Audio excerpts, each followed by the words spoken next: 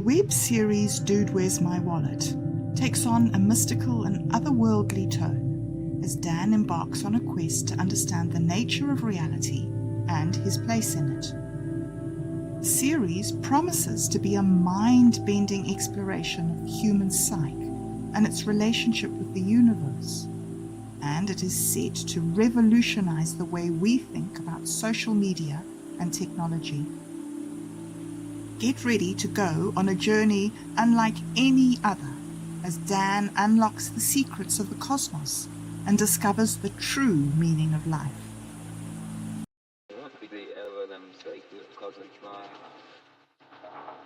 We have a code. We only see the glitch.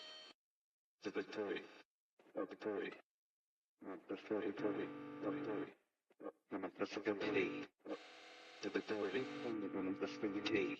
It's his only thing. Well, it's just that it's purposeful, you know. It's his only thing that truly sees. It's part of some, you know, I remember when I was having all this therapy and everything here with this mental health here, and they kept on teaching me how to do mindfulness. And I kept on really reluctantly forcing myself to do the damn mindfulness practices because they told me to.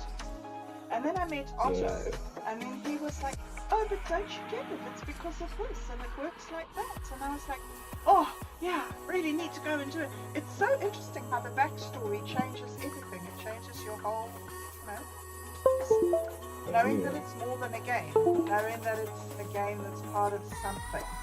It just changes. Oh, hello, Otto. I was talking about you behind your back. Well, actually, in front of you. I was behind your back for a while, but now you're talking about me in front of my back. So there you go. That's fine. So what's going on today? What's the plan? How's this work? Is this Where's My Wallet? Yeah. I don't know if Dan is going to be back this week. He might be here until next week.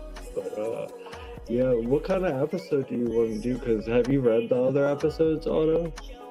Me? No, I'm going in here completely blind. I decided not to contaminate my purity with having any preconceptions about what it's all going to be about. So I'm going in a fully Taoist kind of state of, like, you know, being in the eternal moment, as Bob was describing.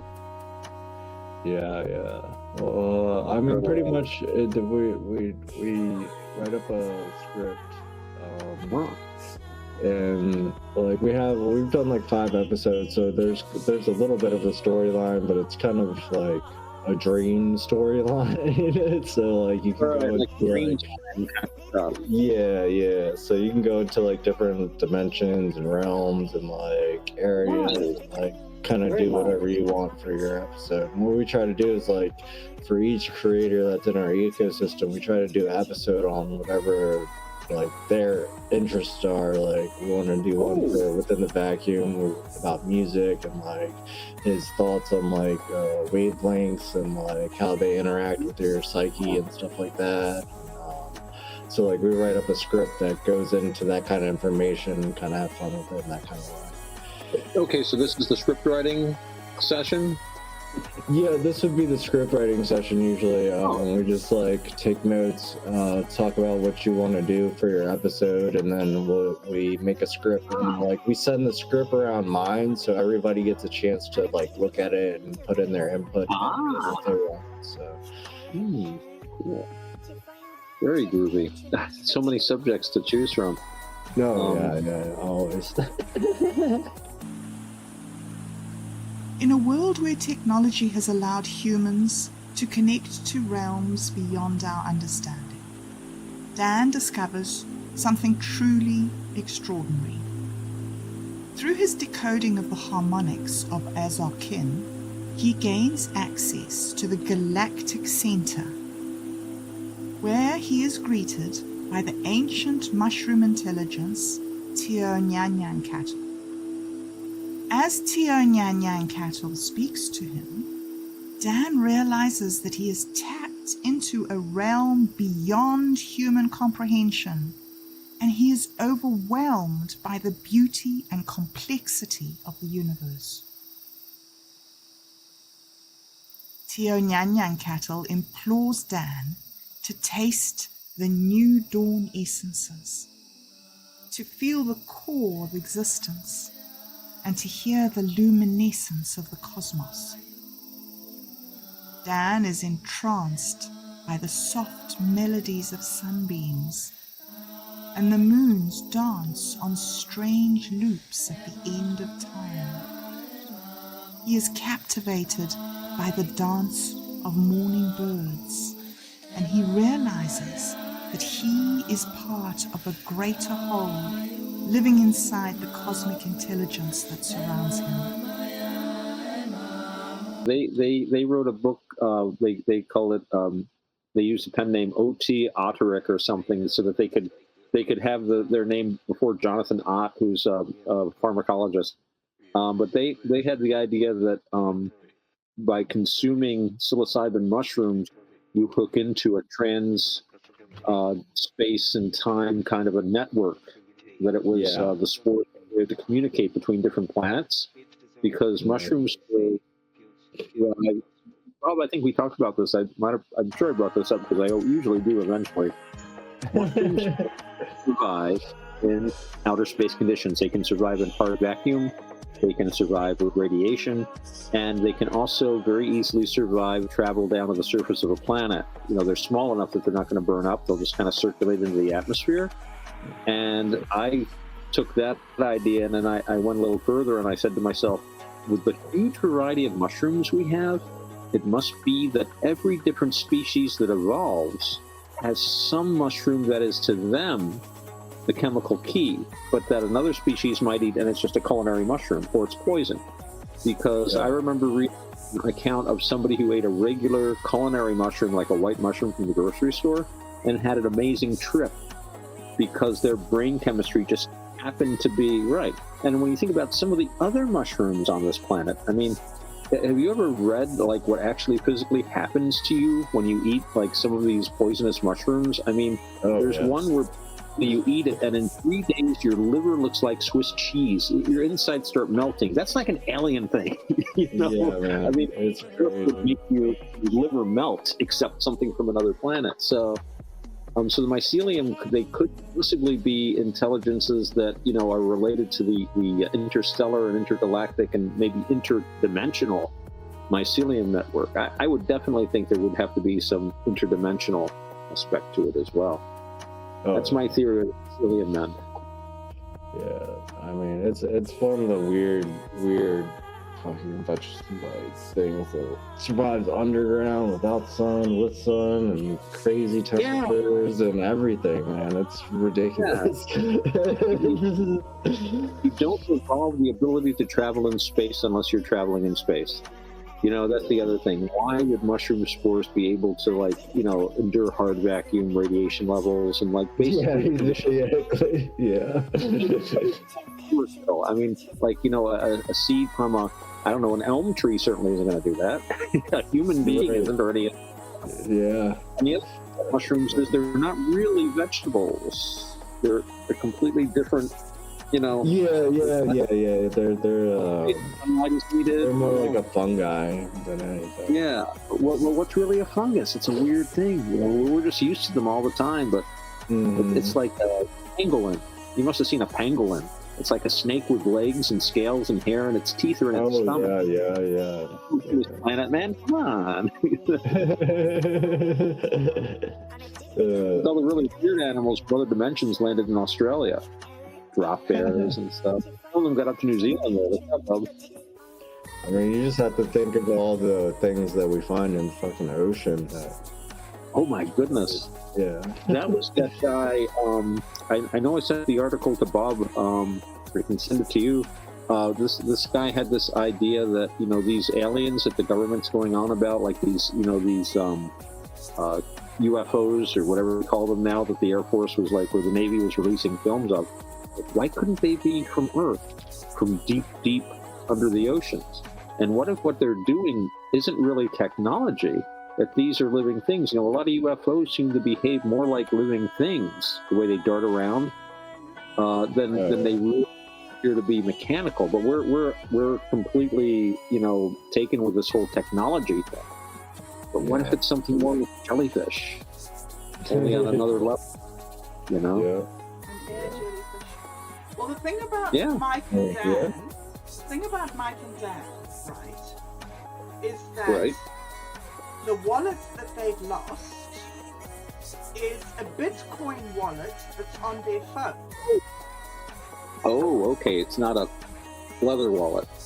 No. Yeah. It's a blockchain wallet. Okay, so it's a crypto wallet. Okay. And Yeah. the guys with the drugs have put money Yeah, the onto cartel. the wallet, or they want money off the wallet? The cartel. We owe them money from the wallet. Like we told them we would pay them. They lost it. And there's all these complications about gas fees and privacy, and it's terribly, terribly complicated. You have no idea. And beyond that, the scripts that we write, or that not we, but that are generated. Yeah, everybody does. But they come from the AI, right? Yeah, they start with the AI, and then everybody, goes around to all the creators, and the creators edit it with their own thing. So the AI makes the layout, and then everybody gets a chance to edit the layout. Yeah. Oh, okay. So the AI knows the story, Otto.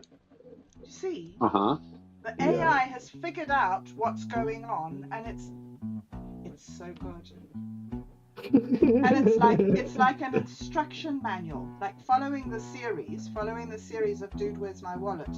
It's like this covert operation. As Dan absorbs the wisdom of Tio Nyan Nyan Kato, he is forever changed by this encounter with the infinite. The halls of his soul echo with the ancient mushroom intelligence's words, and he knows that he has been irrevocably transformed. In a world where technology allows us to connect to realms beyond our understanding, Dan's encounter with Tio Nyan Nyan Kato serves as a reminder of the boundless mysteries that lie beyond our comprehension. I ain't playing for time, I'm more than you that arrived too late.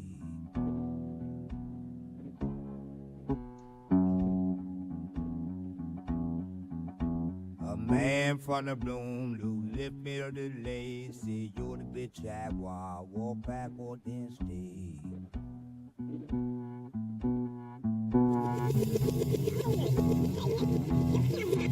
Over bloom my way, I let the moon burn and satisfaction.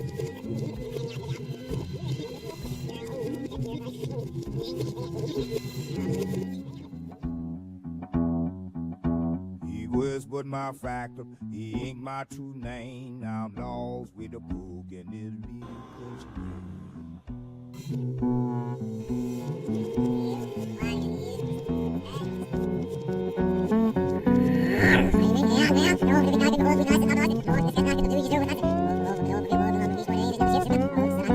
Apuk is here.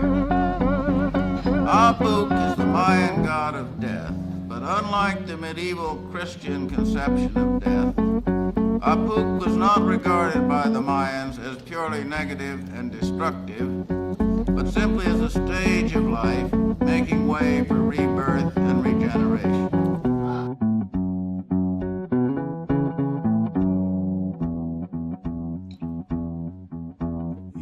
But not if all bound by war is just who's good that alive today.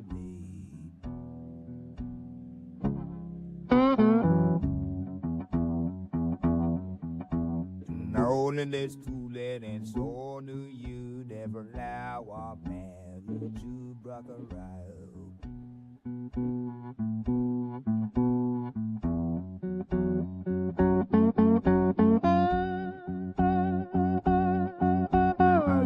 Back honey in the bar with no floor. Kid so fragrant we go to implore.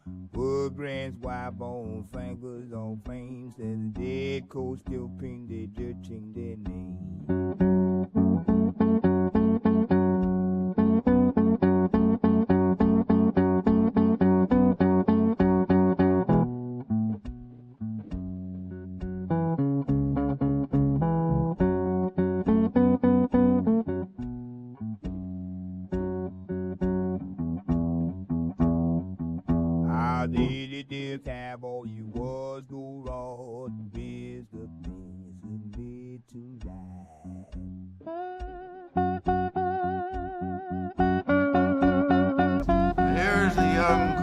God turning into death. When I die, I become death. Death is the seed from which I grow.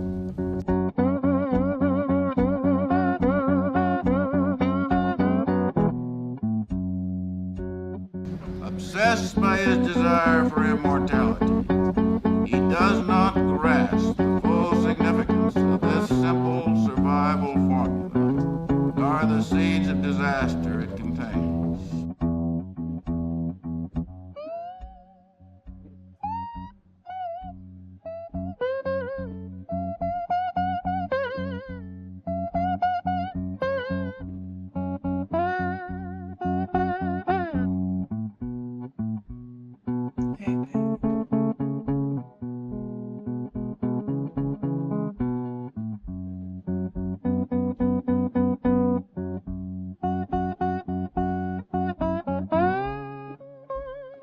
At dawn, death came to the hut. The youth tried to face him and hurl a magic object. He almost succeeded, for death was old and tired.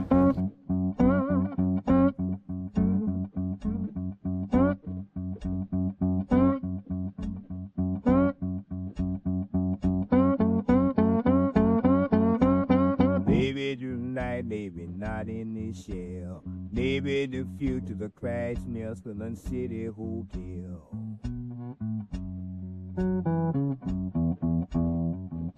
But I shovel my myth, I sip the neon tea, and I wait fair poker walk goes back good time.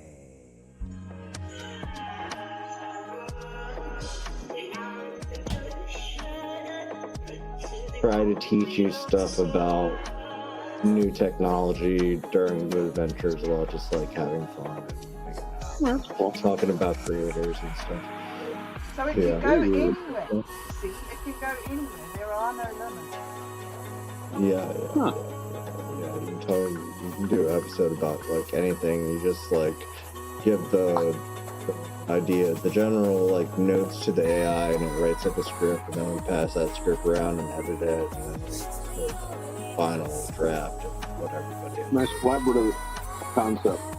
Yeah. Cool. That's fun, man. So you want to do one about aliens, you said? Oh, I don't know. That was just something on that. I really should look at the other scripts and see where they're going. Yeah, definitely. We go through it. We have a group of our own. I'll invite you to the group, but yeah, we're not the most organized of people. That's one of our main Excellent. We're very organized, just not in a conventional way of being organized. Yeah, sure. Yeah, let's go with that. See, we can restructure reality in any way we like, because stadiums, blockchain. I heard something. Aha, that must have been the thing. It's a button to press. Infinite Imaginarium. There we go. Need a story? Is that what you guys are looking for? Oh, wow. So we'll have to explain again to Roger how the script works. Roger, have you caught up with the other things in No, the I series? haven't. Okay. I haven't caught up. You guys really talk strange stuff, so it's hard to catch up. Like, What is talk strange? about dancing flowers and stuff. I have no idea what like 80% of the stuff you guys talk about is, to be honest. Yeah, well, you're the ringleader. What are you talking about? And then freaking you got Rush, or Within the Vacuum comes in, and he just blows you to freaking a whole new direction. It's like, oh my god, dude. This is the trippiest group I've ever freaking ran into, to be honest.